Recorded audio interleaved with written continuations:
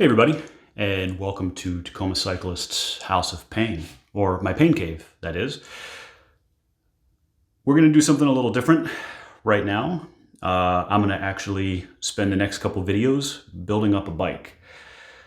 And that's not that different, except for this one's going to be really, really specific. It's going to be a crit bike. It's a bike that's going to be designed from the ground up to get thrashed. And it's going to be this one right here.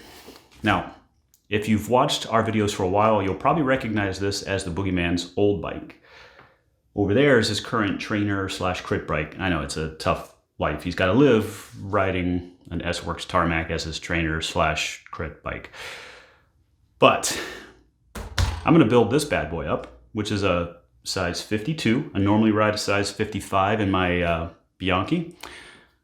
I'm going to build this bad boy up to be a crit bike. So I'm going to take it from kind of a mid-level aluminum race-capable machine to a full-on crit weapon. So stick with us for the next couple videos. I've got some parts coming in to make this so that it actually works for me rather than the Boogeyman, and specific parts that are, frankly, kind of cheap.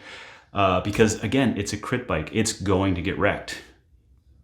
I mean, I already broke a Bianchi earlier this year that broke my heart. So this is now going to be my travel slash crit weapon. Come with me. We're going to start building this thing.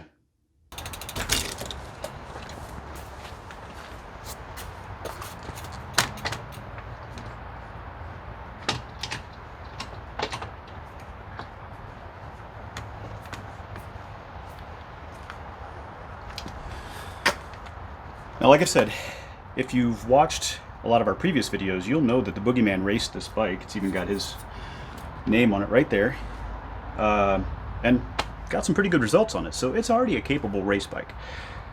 The reason I'm shooting this video is, a lot of times people assume that you have to have this $10,000, $12,000 bike to race crits. In fact, I even heard somebody yelling about it at one of our recent races. A new Cat 5 was yelling at the judge, the USAC ref, about how it was unfair because he didn't have a $10,000 bike. This is the Cannondale Cad 12. You notice the old style double triangle aluminum race bike. This is not an expensive bike. In the grand scheme of bikes, it's cheap. For your average cyclist, yes, it's a little pricey. So if you're watching this and you've never bought a bike before, this isn't going to be, a $600 local bike shop find. Although, you can find these on the used market, and you can get them relatively affordable. So that's why I'm kind of focusing on this. I had the opportunity to sell this bike, especially at the beginning of the pandemic, and I would have probably made a lot of money. But instead, I'm going to use it as, like I said, my crit bike, my thrash bike, because frankly, it can take it. And it's actually a very highly capable bike. So, like I said, this is already a capable bike as it is. But I need to change some things for a few reasons. First of all, I'm not the same size as the Boogeyman. You've probably noticed that. Second of all, a lot of the stuff that's on this bike was not here because it was designed for racing or anything. It was because it was for a 14 or 13-year-old kid who was going to break stuff and was going to grow every other day. So it was cheap parts, which is okay, by the way. It does have the upgraded seat post. The only change I've made to this bike so far is I've put my $40 knockoff Specialized saddle on it, which I'll put a link up here to the video where I talk about this saddle. But let me talk through the rest of this and the changes that I'm going to make and the things that I'm going to keep. So first things first, these bars. These bars are a little on the wide side for me. Believe it or not, they're actually only 40 mil bars. The Boogeyman and I both ride 38s, and I noticed this. I've already been using this bike on the trainer for a while. So the bars are going to go. What's going to stay, I mean, come on, it's got SRAM Red E-Tap on it already. I'm not going to change that out. If you happen to find one of these for sale and it's got E-Tap on it, go for it. But honestly, if I were looking for one of these on the used market and it had like 105 or Ultegra mechanical or even Red or Force or Apex mechanical, I'd probably still stick with it because it's a crit bike. it doesn't matter. I am using this as a travel bike though, and one of the great things about this setup for travel, the rear derailleur pops right off, super easy. I have already put on a pair of cheap look Keo pedals. This is like the cheapest pair that they offer, the Keo 2 Max. I could have gone for higher end, but honestly, like I don't need anything. These are going to get potentially destroyed, so why not go cheap?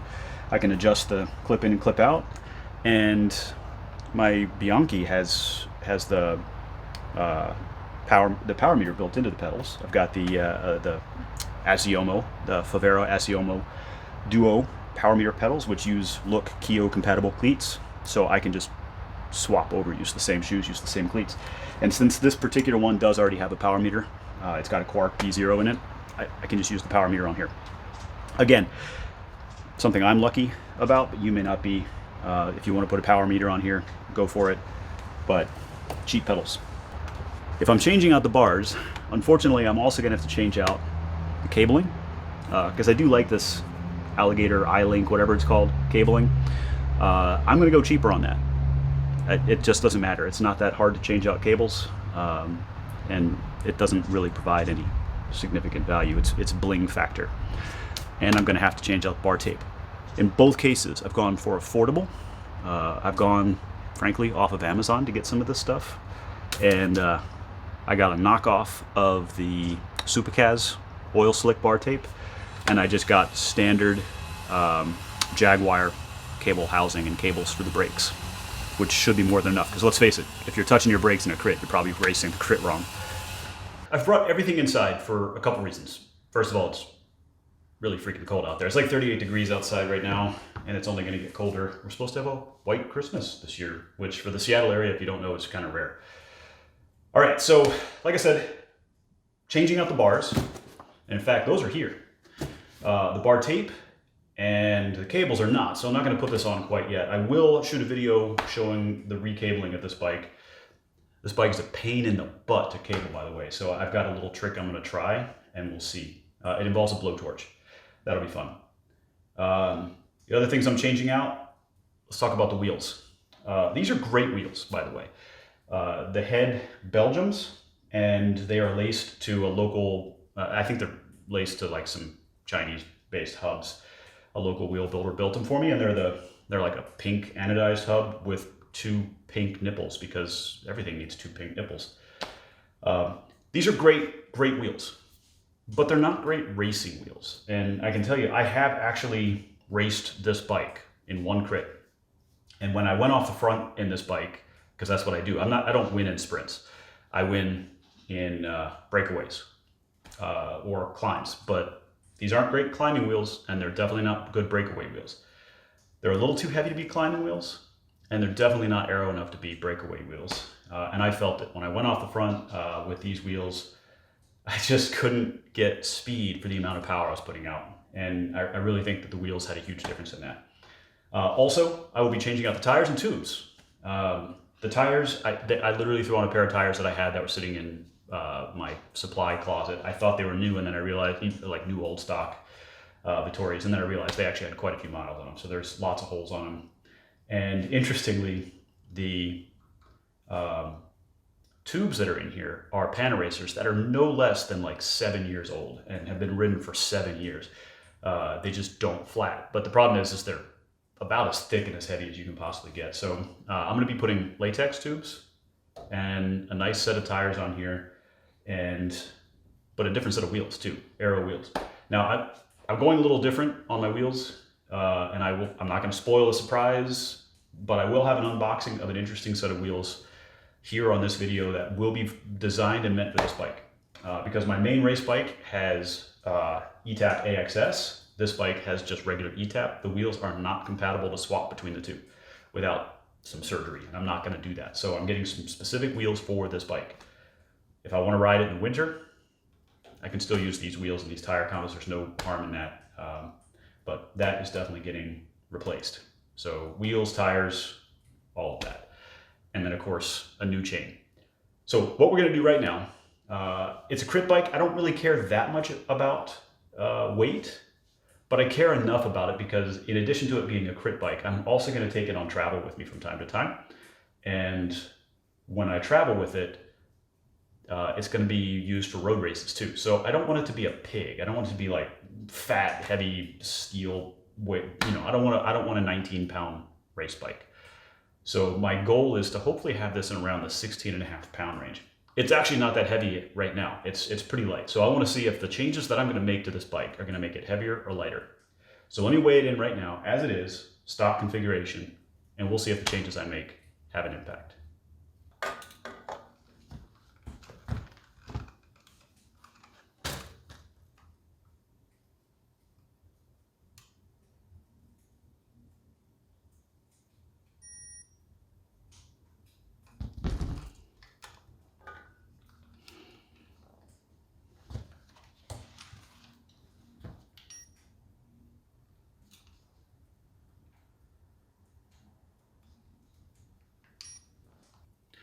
Now, one more piece of this is I mentioned that I have the bar in. So I'll go ahead and do the unboxing of this. First of all, kind of a shout out to Chain Reaction Cycles. I've never dealt with them before. They knocked it out of the park. I ordered this from Chain Reaction Cycles, and I'll tell you why I ordered it from Chain Reaction. I do a lot of business with my local bike shop, and I do a lot of business with Competitive Cyclist, who is a sponsor of our bike racing team. But I use a 38 bar. And finding 38s is darn near impossible. I could find them in some of the premium brands like I could find them in Envy, and I could find them in Black Ink, which I love both of those. But I actually want aluminum because if I wreck in a race, I want to be able to get back on. And sometimes carbon bars have a tendency to not be able to do that. So I ordered this. I found these on their site for a very affordable price. I think it was like 69 bucks, give or take. It is an aluminum set of bars that are in a 38 centimeter width. Perfect. On top of that, they're actually an aluminum aero bar. Great. I like that flat top hood. That's fantastic. And they're about 360 grams. So they're not the lightest, but they're not ridiculous either. In fact, these bars are only like 30 or 40 grams lighter. So let me unbox these for you. The brand is Prime. I'm going to call it Prime, all right? Because in bike racing, this is how you spell the word Prime. This is a lesson for all you out there. You know, the mid sprint, the mid crit sprint where you get money. It's not spelled P-R-E-E-M. It's not spelled P-R-E-M-E.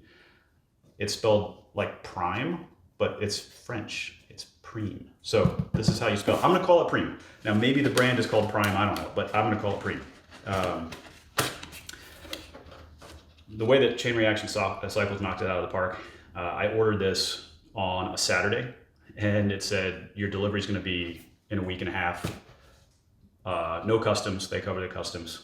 And actually I had it in 2 business days. So I ordered it on a Saturday. It was delivered on Tuesday. I ordered coffee from Seattle, and I live in Tacoma, and it's going to arrive tomorrow, and I ordered it at the same time. So just saying. Not much in the box. I mean, it's a box that has bars. And then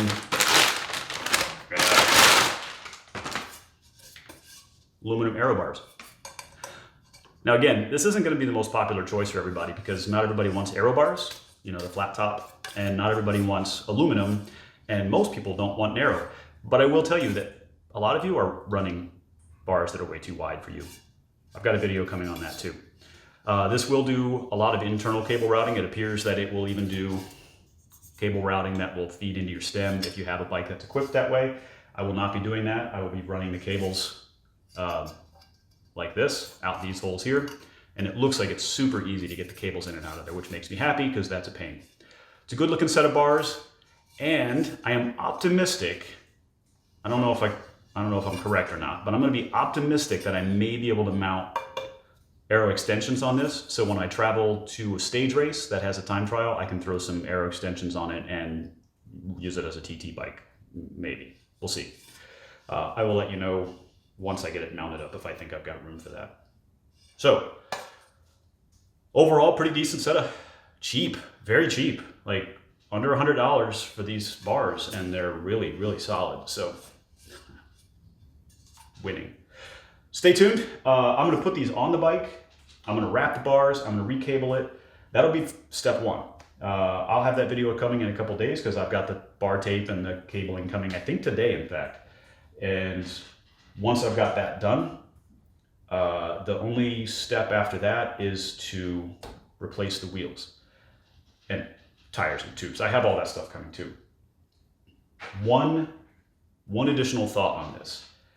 I mentioned before that this is a size 52 and my regular bike is a 55. Now, bike manufacturers do not use the same measurements to come up with their geometries. Interestingly enough, the saddle setback on this is pretty similar to the Bianchi. I am running 170 cranks on this, 172.5 on the Bianchi. So I have accounted for that in my saddle height. The 170s I'm going to keep because in a crit, having that extra 2.5 millimeters when you're in a corner is probably not a bad idea. The only thing, this is actually a taller head tube than the 55, so I'm a little bit more upright on this bike, but it obviously has a closer reach. So it's got a slightly taller stack, not the end of the world, and a shorter reach. Now I can adjust the reach by a longer stem. I don't know if I'm going to do that or not. Like I said, I've raced it as it is, but I actually kind of like being a little bit more compact on a crit and a little bit more stretched out on a road race. So it doesn't bother me that that's going to be the case. Plus, on a crit in general, I'm down in my drops, which changes the reach anyway. Whereas on a road race, I'm going to spend a lot more time on my hoods. So this is a crit machine. I'm going to use that as a crit machine. That is perfect. And of course, my cat decides that if there's a box that's open, she has to be in it. So welcome. Okay, thanks for stopping by. I hope this video series will be somewhat informative, but if you're trying to build a crit bike for yourself, you know, maybe it is. If not, maybe this video is boring. In any case, I'd love it if you give it a thumbs up. It really does help our channel. We'll have some more content coming. It's been slow, but that's because really I don't want to just bombard you with crap videos. In any case, smack the thumbs up, subscribe if you haven't already, and we'll have some more stuff coming your way soon. Thanks for stopping by, and we will see you on the next video.